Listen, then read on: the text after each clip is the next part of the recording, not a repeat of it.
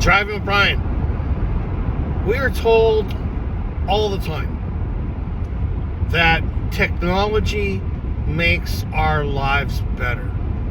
Technology does all these great things to make our lives better. Is that really true? Or is that just powers that be banging our heads with that so that we buy, spend, so forth? Well, the reality is that whether it is or isn't, and whether it does or it doesn't, which there's, you can say yes to both for sure. It's too late. It's here. And so we need technology to protect us from ourselves. We need technology to protect us from the fact that all our data, all our information, everything is out there for others who use technology for their gain, illegal, stealing, whatever. So we need technology to protect us from that now. And that's more of an investment in technology. And certainly there's all kinds of movies out there and books and television shows these days. Actually, I know we don't call them TV shows anymore, but there's all types of programming that shows us the negative, the downside of technology, and the how things would be better if there was some form of technology apocalypse and we're back to nature and normal, right? The reality is that technology's here and we have to protect ourselves. Cybersecurity. Cybersecurity is something that we talk about a lot right now because we have to. We talk about people hacking this, hacking that, and it's one thing when we're losing personal information, someone's hacked into our bank account, got a credit card, got to go through the massive hassle of cleaning everything up. And yes, that's happened to me more than once. It's a nightmare.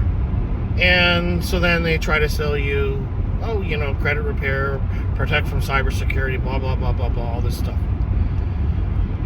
But here's one of the biggest flaws about cybersecurity right now is, and I'm going to try to say this as simply as possible, but the only thing we can do is to fortify where we are.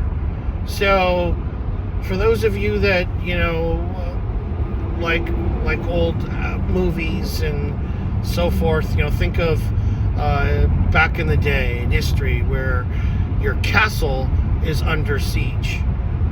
Well, today, all our cybersecurity is basically, all our protection is within the castle, and that we just have to man the walls, have a moat, have all these things to protect us from all the threats from outside, the hackers, etc., from coming inside and getting us.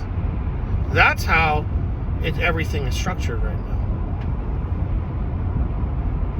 And if you know anything about history, it's flawed, because eventually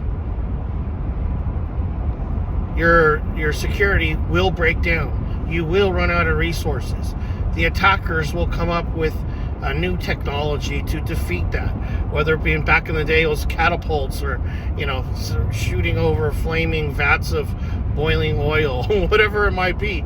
But there was always a way to beat the defense, right? Even if it was just time and waiting it out.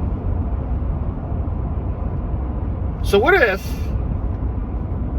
cybersecurity was basically about setting up defensives and forces outside of your castle before you even get to the castle,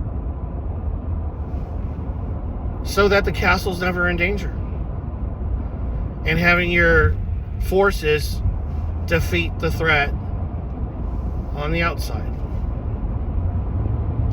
Well, I just described how countries protect themselves and how the United States protects ourselves. And for all of you that want to say no military, there's a reason why we have it. It's to protect ourselves. It's to protect ourselves from threats here.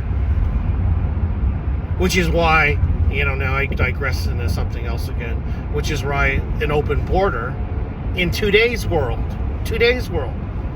poses massive problems. It's the same thing with cybersecurity. So what if there was a better way? Well, we think there is. And we'll be talking about that more in the very near future. Drive with Brian, thank you.